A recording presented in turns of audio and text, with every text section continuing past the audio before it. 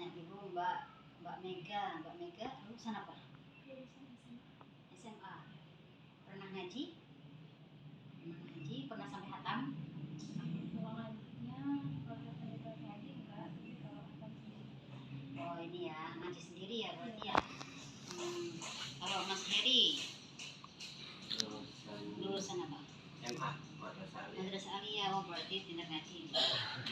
Madrasah soalnya. Pernah hatam Quran ya? Alhamdulillah pernah. Udah tepat ini Quran. Kan mbaknya belum pernah hatam yang diajuin sama guru kan? Nanti ngaji sama suaminya udah kebenaran ini. Ya, jadi kalau kan nantinya sebagai pasangan ya saling melengkapi ya.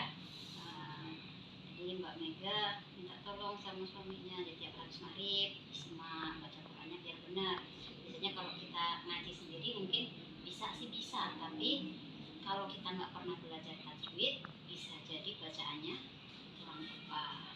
Kadang kalau kita baca kayak kita baca huruf abjad gitu kan, sekedar baca Alhamdulillahirabbil alamin kayak kalau di tulisan apa itu isinya Yasin gitu kan ada tulisan Latinnya, tapi hukum tajwidnya makhrajnya biasanya kurang tepat. Padahal banyak aturan dalam pembacaan Al-Quran.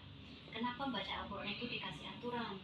Kenapa? Karena ada hadis yang menyatakan kalau kita baca Quran itu tidak pakai aturan dalam hal ini ilmu tajwid dan makhraj, Al-Quran itu bukan menjadi penolong tapi menjadi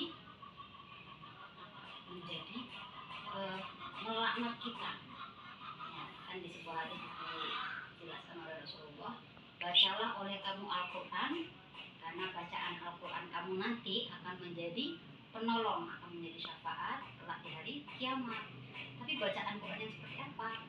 Bacaan Quran yang benar sesuai dengan ilmu tajwid. Bacaan Quran yang benar makhorijul hurufnya.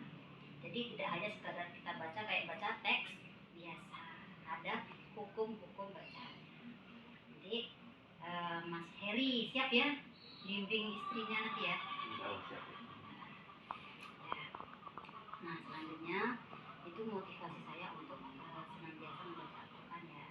Nah kemudian saya lanjutkan tentang fikih wanita, fikih yang berkaitan benar dengan wanita. Masnya juga harus dengerin dengan seksama. Pernah ngaji tentang fikih wanita belum?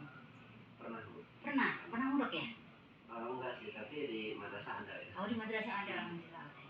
Nah sekarang mbaknya saya tanya, Mbak Mega, biasa haid kan ya? Biasanya berapa hari? Biasanya 9 hari? 7 hari. 7 hari ya. Mbaknya tahu nggak batasan haid minimal itu berapa? Paling sedikit haid itu berapa? Sedikit, apa sih? 3 hari atau 5 hari. Masnya, batasan minimal haid berapa hari? Batasan minimal. Minimal, iya kan kalau kita belajar di fikih itu kan ada minimal haid adalah sekian, maksimalnya sekian. Jadi kalau biasanya adalah 1 minggu 7-8 hari.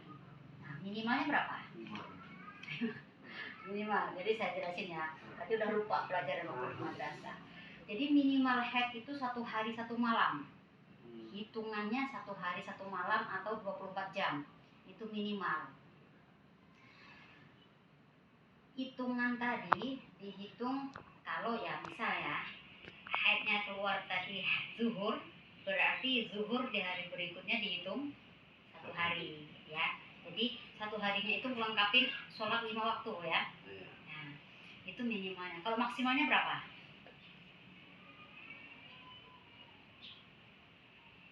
Ada 10 hari atau 14 hari? Nah, maksimalnya 15 hari. Nah, ini penting ya Mbak Mega ini. Biasanya kita sebagai perempuan itu metabolisme tubuh kita akan berubah ketika kita sudah menikah. Nah, untuk saya dulu waktu masih gadis haidnya teratur cenderung teratur dan lain sebagainya. Itu kan kita ya lancar gitu kan. Tapi setelah kita menikah, kemudian kita pernah melahirkan dan nantinya ketika kita punya perencanaan kelahiran, nah biasanya kan perempuan ada ikhtiarnya itu pakai kontrasepsi kan, bisa suntik, bisa bisa iya ya macam-macam alatnya. Nah ketika perempuan tadi memakai alat kontrasepsi tertentu, sistem tubuhnya akan berubah. Nah itu akan pengaruh di tadi headnya yang tadinya lancar jadi nggak lancar. Bisa jadi banyak kasus yang berbeda-beda. Kadang misalkan ada yang mengambil kontrasepsi suntik 3 bulan sekali. Nah selama 3 bulan dia head terus ada.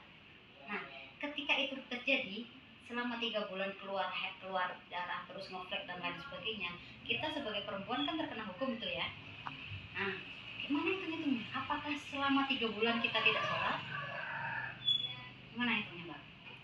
Pernah mendapat pengetahuan tentang itu nggak? Belum.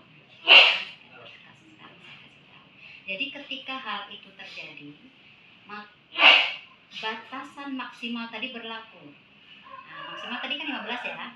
Jadi 15 hari pertama kita hitung head karena maksimal head ada 15. Nah, rentang antara 15 sampai kalau kita head, dari head sekarang dengan head berikutnya ada masa bersih ya, suci namanya kan. Nah masa suci itu ada batasannya juga.